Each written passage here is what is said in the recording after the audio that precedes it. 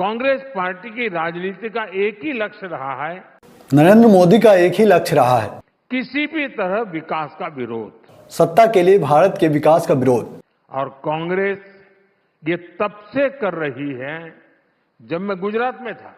और ये कार्य श्री नरेंद्र मोदी तब से कर रहे हैं जब वो गुजरात में थे।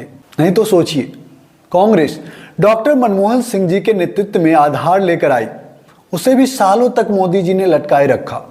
और दोस्तों, आपको ये बात भूलना नहीं होगा कि उसी आधार की देन है डीबीटी, यानी डायरेक्ट बेनिफिट ट्रांसफर, जिसका ढिंढोरा नरेंद्र मोदी रोज पीटते हैं।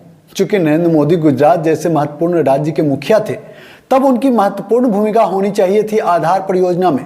लेकिन तब उन्होंने आधार का केवल और केवल इसलिए विरोध कर दिया क्योंकि अगर लोगों के अपनी पहचान बन जाएंगे, सबके बैंक खाते खुल जाएंगे, सभी योजनाओं को आधार से जोड़ दिया जाएगा, तब उसके लाभ भी सीधे जनता को मिलने लगेगी।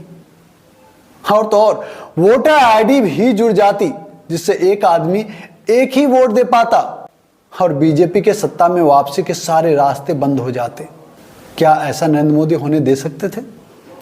और अब एक और योजना का विरोध, जो सचमुच भारत की तस्वीर बदल देने वाली योजना साबित होती, जीएसटी, एक देश एक टैक्स।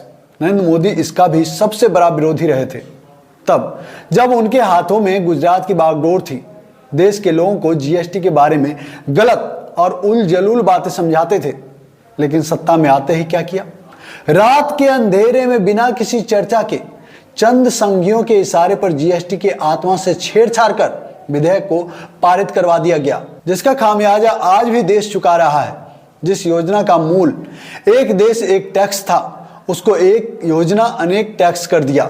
लाखों नहीं, करोड़ों छोटे एमएसएमई खत्म हो गए इनके गलत तरीके से लागू किए गए जीएसटी के कारण।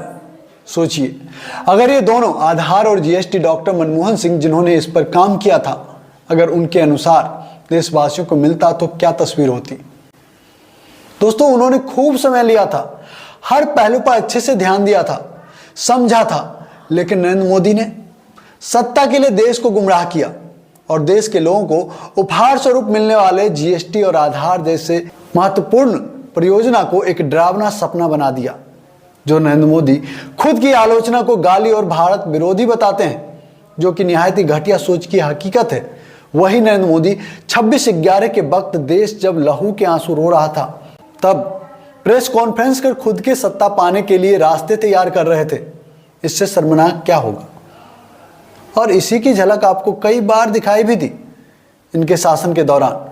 याद है, जब पुलवामा में हमारे सैनिक शहीद हो रहे थे, तब नरेंद्र मोदी क्या कर रहे थे? तब नरेंद्र मोदी डॉक्यूमेंट्री शूट में व्यस्त थे। बहरहाल, जब भी नरेंद्र मोदी कांग्रेस या दूसरी पार्टियों के बारे में कहते ही रहते हैं, तब आप इनकी असलियत को जरूर महसूस कीजिएगा। इस टॉपिक पर इतना ही। जय हिंद दोस्तों।